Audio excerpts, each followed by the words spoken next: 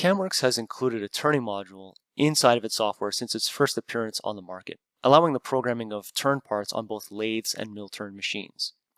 Automatic feature recognition, or AFR, has always been the approach CAMWorks has taken to the programming of these parts.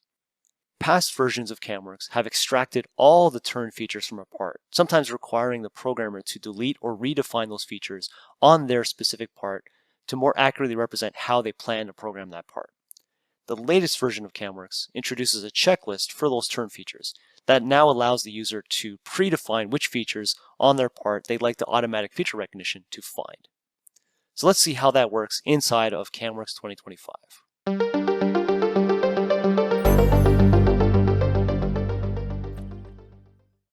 So what we have here is a part sitting inside of CAMWorks 2024.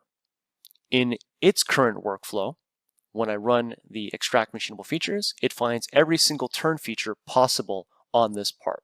A face feature on the front face, an OD feature for the outer diameter, and a cutoff feature for the back face. Now for a part of this size, in this case a 7-inch diameter piece of stock, it's not likely that I'm going to run a cutoff operation. This part is rather large. It is probably not a piece of bar stock. I'm just going to take this part, either flip it around and put it back into the main spindle, or transfer it to the subspindle. In transferring it to the subspindle, I might want to actually run a face feature while it sits in the subspindle. So I might either delete the cutoff feature or right-click on it, convert to face, and now it can become a face feature for the subspindle with just some simple extra clicks here to define it as a face feature on the subspindle. Now let's compare that to the new workflow inside of CAMWorks 2025.